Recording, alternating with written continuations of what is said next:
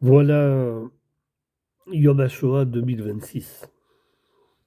Voilà 81 ans que la Seconde Guerre mondiale est terminée.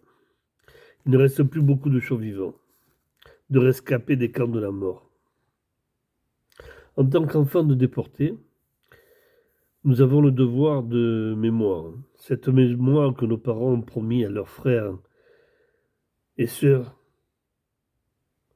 de déportation. Dans l'enfer, dans l'enfer des camps, ils ont promis pour ne pas qu'ils disparaissent. Tous ceux qui sont partis en fumée, qui ont laissé des familles entières, des villes entières, on pourrait dire, des ghettos entiers qui ont disparu en fumée. Ma mère, Claire à Vidor, a échappé à la rafle du 23 janvier 1943. Ce soir-là, la Gestapo, aidée par la garde civile, a bouclé tout le quartier de la place de l'Opéra et du Vieux-Port de Marseille. Et immeuble par immeuble, ils ont arrêté des familles entières. Toutes ces familles qui ont été arrêtées ce soir-là ont été déportées à Sobibor. Aucun n'est revenu.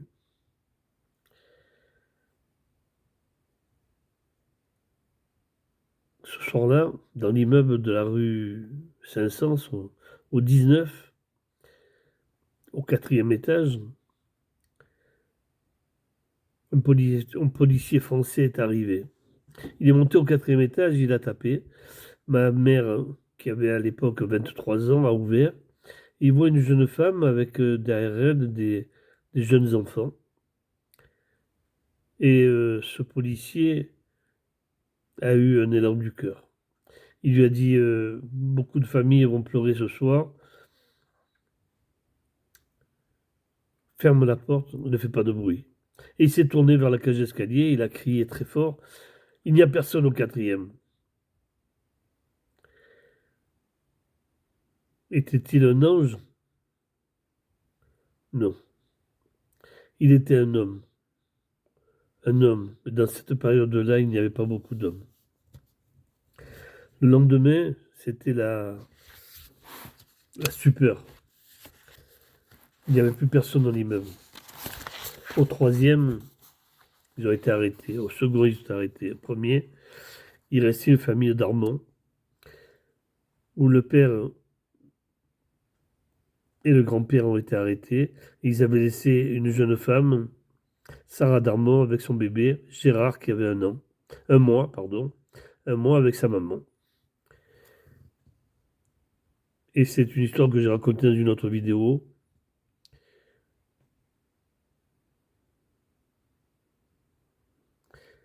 Et elles ont pu réchapper avec le temps. Donc, ma mère avait trois frères et une petite sœur. Après cette rafle du 23 janvier 1943, où tous les juifs du quartier ont été arrêtés, le lendemain c'était la catastrophe, des parents, des amis, tous ceux qui avaient été emmenés. Le frère aîné Isidore est parti se réfugier en Isère. Le deuxième, Jacques, qui avait à l'époque 19 ans, est rentré dans la résistance. Le troisième, Jojo, qui était très jeune, est resté avec elle dans la maison. Et la petite sœur, Violette, a été confiée à un pasteur pour la mettre à l'abri. Mais où aller? Où aller? Claire avait perdu son papa en 1940, elle était soutien de famille et ils étaient pauvres, ils n'avaient pas beaucoup de moyens. Donc ils sont restés dans l'appartement. Et c'est le 8 avril 1944 qu'elles ont été arrêtées sur dénonciation, bien sûr, par des gens bien intentionnés qui disent à la Gestapo, mais vous avez oublié des juifs là-bas dans cet immeuble, dans cette famille. Donc le matin du 8 avril, Rivka descend les escaliers et en face d'elle, elle trouve un milicien qui lui dit Madame Avidor, Elle dit oui, il dit vos papiers. Il dit on va remonter à l'appartement. Et en remontant, elle le dit en judéo-espagnol, cette langue, le ladino, qu'ils avaient ramené de Turquie avec eux. Elle dit Clara, Clara, enfuis-toi, parlez-toi. Mais c'est un dilemme pour Claire, pour ma maman. Est-ce que je veux laisser ma mère toute seule comme ça? Et puis après tout, c'est juste un contrôle d'identité, c'est pas. Et voilà qu'elles vont être arrêtées les deux le 8 avril 44. Elles sont emmenées à la commandanture, à la Gestapo, au 425 rue Paradis. Là, c'est la veille de la Pâque chrétienne. Donc, après interrogatoire, fouille de l'appartement, elles sont enfermées dans des chambres de bonne, à la rue Paradis. Et le lendemain, transférées à la prison des Baumettes. Le transfert se fait dans des camions à plateau, avec des bâches. Et les bâches sont relevées parce que c'est le mois de mai, il fait beau. C'est le mois d'avril plutôt, presque mai. Et c'est le premier choc. Le premier choc, pourquoi? Parce que les gens se promènent dans les rues, sur le Prado, sur le boulevard Michelet, dans les rues de Marseille, les gens sont bien habillés, c'est la Pâque. Et aucun regard pour ces juifs qu'on emmène, comme si c'était un camion qui emportait des moutons ou des vaches à l'abattoir. Ce ne sont que des juifs. C'est le premier choc. Sortir de l'humanité. Rentrer dans une autre dimension.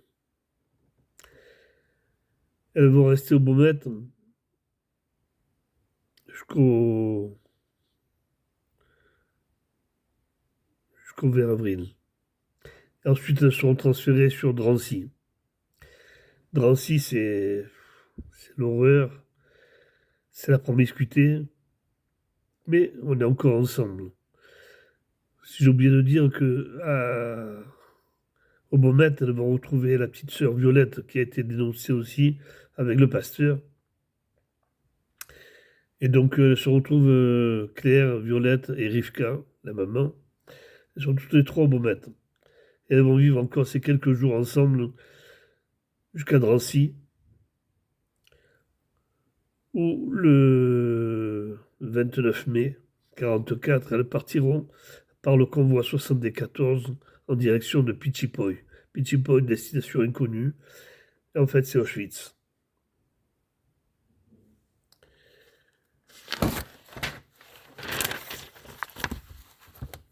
Le transport, entré en wagon à bestiaux, est terrible. 3 jours de souffrance, de promiscuité, d'horreur. C'est l'arrivée au camp. L'arrivée au camp. Les aboiements, les ordres d'allemand, les coups de bâton. 3 fois, on va séparer Claire de Rivka et de Violette. 3 fois, elle retourne vers Rennes. Et à coups de bâton, on lui fait prendre un autre chemin. Et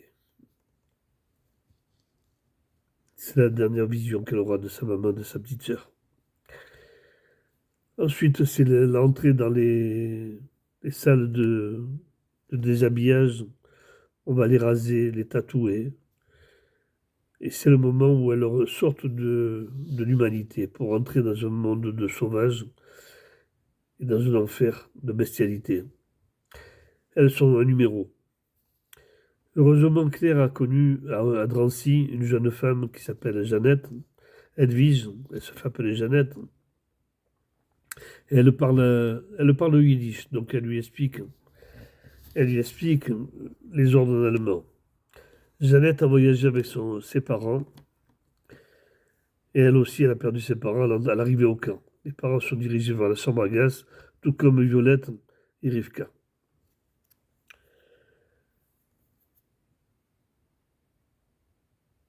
Et c'est la découverte du camp, les baraquements, les habits rayés, le travail, les coups de bâton et l'odeur épouvantable, l'odeur âcre de la fumée. Et les anciens déportés vont leur dire, quand elles vont questionner, elles vont dire, mais où est notre famille? Est-ce qu'on va les revoir? Et elles leur disent, tu vois la fumée là-haut? Voilà, tes parents, ils sont déjà partis en fumée. N'est plus aucun espoir, c'est fini. C'est fini pour eux.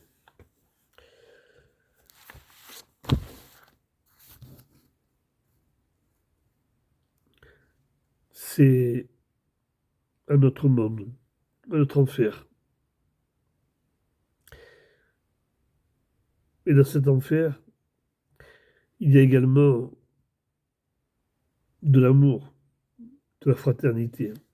Cet amour, cette fraternité, elles vont le vivre ensemble, Jeannette et Claire. Quand une part travailler et qu'il y a une distribution de rations alimentaires, elle va garder la moitié de son quignon de pain ou la moitié de sa portion pour l'autre. Elles vont partager des moments terribles, notamment pendant les appels, les nuits entières dans le froid. Dans le froid, dans le vent, dans la glace, dans des températures extrêmes. Et elles vont rester amies toute leur vie.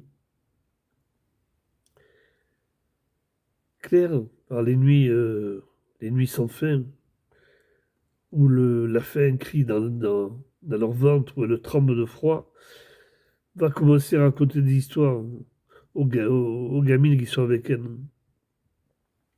Elle s'invente, du moins quand je vais être libérée, j'irai au bal, je me mettrai une robe comme ci ou comme ça, et puis je me, dé- je m'arrangerai et tout. Puis il y en a qui disent, «Ouais, non, moi je voudrais une robe en organza, non, moi en soie, moi en taffetas, etc.» Et ça leur permettait de s'évader, de inventer même des menus. Et tout ça, était nourri par l'illusion, et ça leur permettait de s'évader par l'esprit, bien sûr, pendant quelques minutes ou quelques heures hors de ce camp abominable. Et les semaines, les mois passent avec le travail très dur. Une fois, elles ont eu l'occasion de travailler au Canada. Le Canada, c'était l'entrepôt dans lequel on ramenait tous les valises, des vêtements des gens qui avaient été gazés. Et là-bas, elles ont trouvé un pot de confiture. Et bien sûr, si une déportée était arrêtée en prenant quelque chose de ce dépôt, elles étaient gazées directement. Bon, elles sont arrivées à dissimuler ce pot de confiture dans lequel elles ont trouvé des pièces d'or. Ce qui leur a permis d'acheter des capots, d'acheter des rations alimentaires et de survivre encore un petit peu plus pendant quelques temps. Et ma maman, Claire, elle priait, elle disait que j'ai la force de vivre encore un jour de plus. Pas une semaine, pas un mois, un jour de plus. Un jour de plus parce qu'il n'y avait il y avait pas d'espoir. La seule sortie, c'était la fumée qui sortait par la cheminée. C'était ça leur issue, ce que leur disaient les capots et les gardes. Ton issue, c'est là-bas. C'était très dur.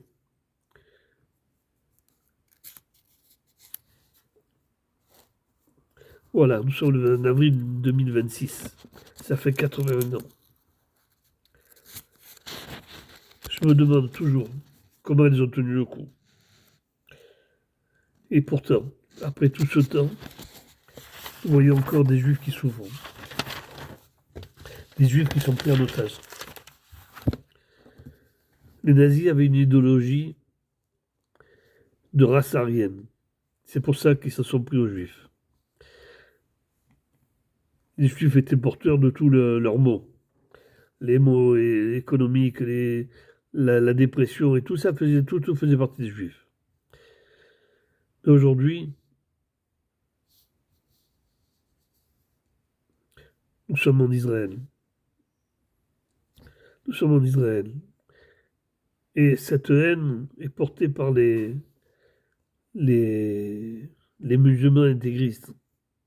Il faut savoir que le grand mufti de Jérusalem pendant la Seconde Guerre mondiale a été le seul à visiter les camps de la mort. C'était un allié des nazis, un allié de Hitler. Et les musulmans ont gardé cette alliance avec le nazisme. Ils nous accusent à nous d'être des nazis, mais c'est eux les vrais nazis.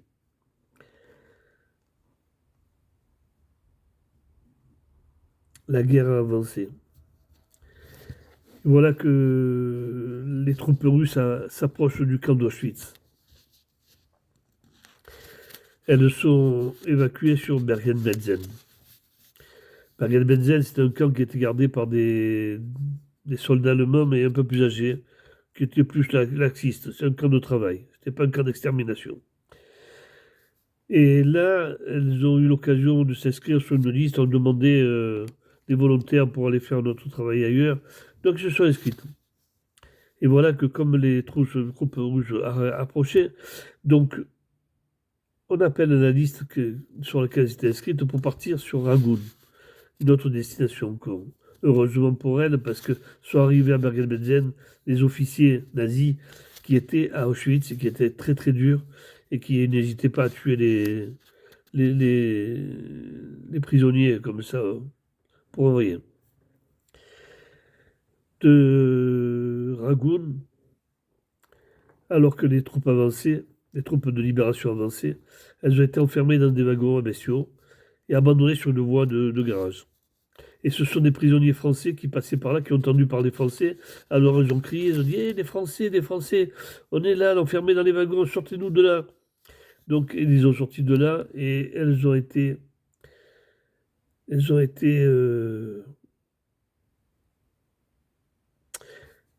été transportées jusqu'à Thérézistan, où elles ont été soignées. Claire a attrapé le typhus et elle demandait à ses copines, elle disait, ne me laissez pas dormir, ne me laissez pas dormir, faites-moi me lever, faites-moi marcher. Jeannette aussi, quand elle a attrapé le typhus, elle demandait tout le temps qu'on ne les abandonne pas dans les chalits et qu'on les fasse marcher. Donc à la fin de la guerre, Claire pesait 29 kilos.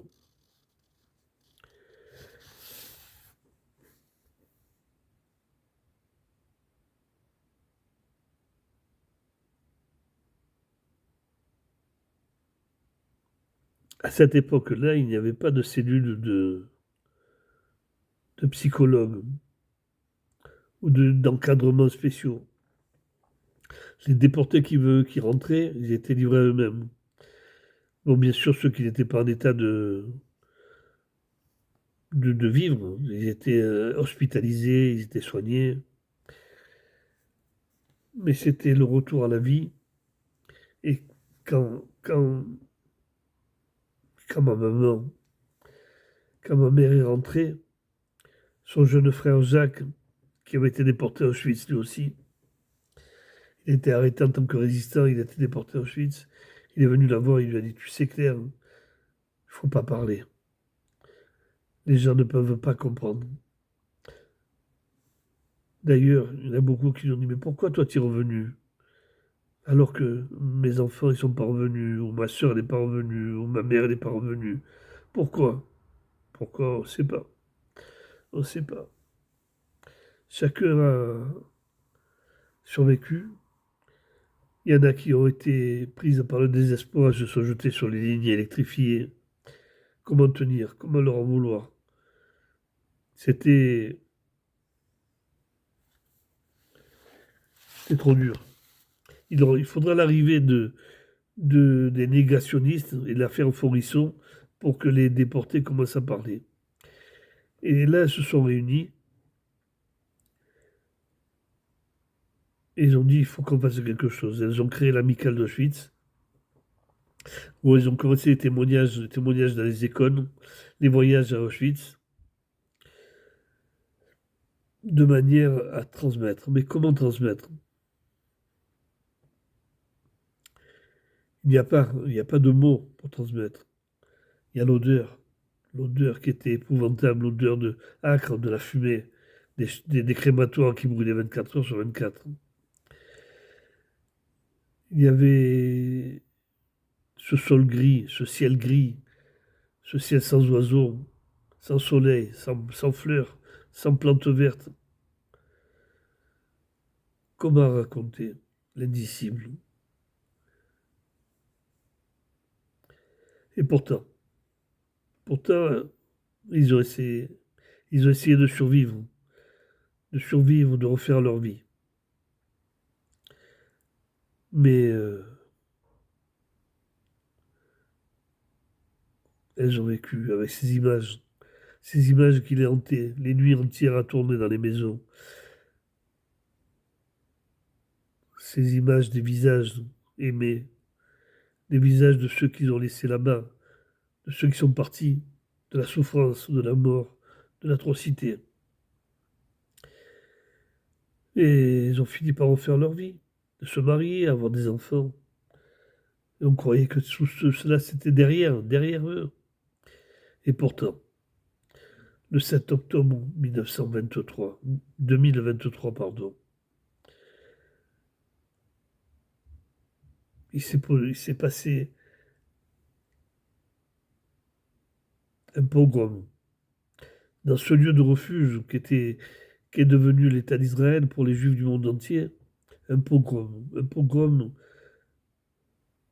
fait par des barbares qui se filmaient, qui jouissaient de l'horreur, de la violence, du meurtre. Un pogrom par des musulmans fanatiques. Ils n'en veulent pas l'État d'Israël. L'État d'Israël, pour eux, c'est rien. C'est aux Juifs. La haine du Juif qui se transmet de génération en génération. Et ce choc-là, il a réouvert les plaies de nos frères déportés. Et de nous, les enfants des déportés aussi. On a, on a eu un choc terrible de voir que cela pouvait se reproduire.